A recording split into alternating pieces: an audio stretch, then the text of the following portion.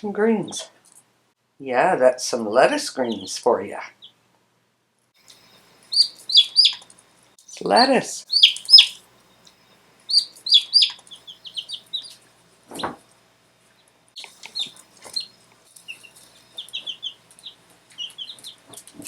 Strange behavior.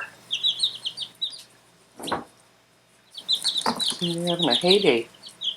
This lettuce. And it's funny, one gets one in their mouth, the other ones are going after them. Just chick behavior. Chick behavior 101, this is what they do. And they're not hungry, believe me, they got tons of seed in there, but they like these greens, obviously, so they're willing to kind of, looks like they're fighting over them actually, but they're okay, there's lots in there for them to share. Cut more up and giving it to them. And they're really enjoying it, but it's so funny to watch them eat it.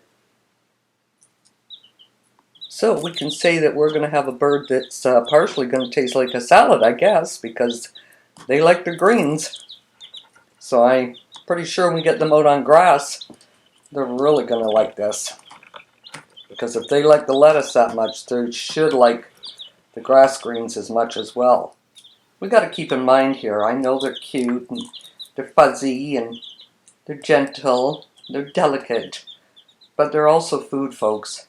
And we need to remember that, okay? Because especially with these times, all right, I need to teach you, I need to teach my son how to grow these for food. Because we just never know where things are going today. And if I can do this and get it completed, and I've helped you learn, as on the journey with me, helped you learn, well, then I've done something worthwhile as far as I'm concerned. And that's my hope, that's my intention, is to offer this up to you. And I just want to talk about what kind of chicks these are. These are called Cornish cross chicks. They're meat chicks. They're specially bred as meat birds only. They're used by the industry. They've made them like this. So that's why these birds only take 8 weeks to grow out, and they're ready to process after 8 weeks. That's how fast they grow. And they're cute now, but let me tell you, they don't stay cute. These birds, they were not bred for anything but meat, because they are not nice looking chickens once they get ready for processing. But they've got a lot of meat, they've got the most meat on them, the most breast meat on them, but they grow so quickly within 8 weeks that if you don't process them, now it's going to be cruelty. I mean, people could think, oh, how could you take these fuzzy little things and process them into meat? Well, if I don't, this is the danger of these little birds if I don't. Because they grow so fast and so big, they are prone to heart attack after 8 weeks, which would be a cruel way to die, because let's face it, if you're dying of a heart attack, you're not very healthy. So they would become very sluggish, not very healthy at all. And another sad thing is they're prone to breaking their legs if they become too big, because the weight of their breasts and meat is so heavy on them, their legs can't sustain the weight. It would actually be cruel not to process them at around 8 weeks. So, now that we're on this journey, I have no choice but to process them. Because remember, this is what they're bred for. They're meat birds. And not knowing where things are going, we need to learn this, because you never know when you're going to need it. You just never know. So even they're cute and fuzzy now, they're not going to stay cute and fuzzy as you follow the journey, as you watch what's going to happen with these birds, how they're going to change so quickly. And as you can see, they like to eat. And they like those greens. Well, that's about the 3rd helping I've given them today, so I'm really, really happy that they're eating them. And the ones that they're dumping on the floor, they're eating them as well. So that tells me they like their greens. Even though they've got premium seed, they're going, no, we want the greens. I will go tomorrow and get them some actual grass. I'm going to pick the grass from where they're going to be outside at my brother's. In his backyard. It's just a little bit from here. So I'll go down to his place and grab some grass out of his backyard. And the reason I'm going to use his is because this is where they're going to grow out, so they'll already be used to the grass. I also know that he's used no kind of chemicals on his backyard. None on his grass. So I know his grass is pure. It's sun-grown. There's nothing more healthy than that.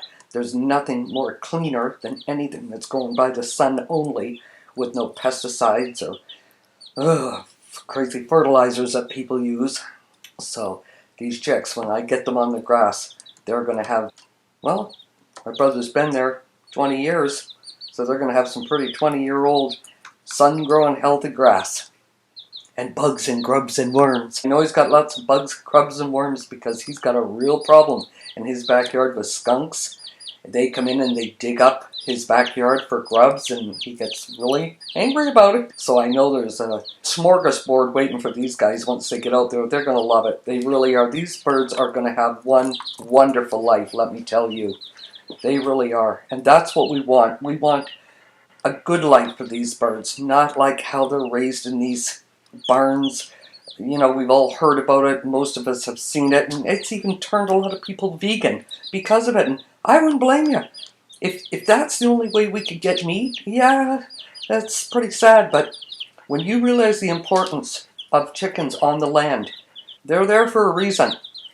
You know, the great whatever that put them there knew why they are there. If you take the time to learn about them, if you eat healthy chickens, there's nothing wrong with meat as long as it's produced healthy. Like they say, there's not anything wrong with eating meat.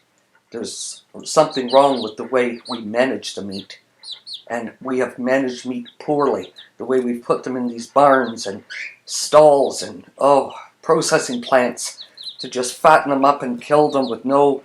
Their life is terrible. Where you can see these little guys, they're going to have a wonderful life.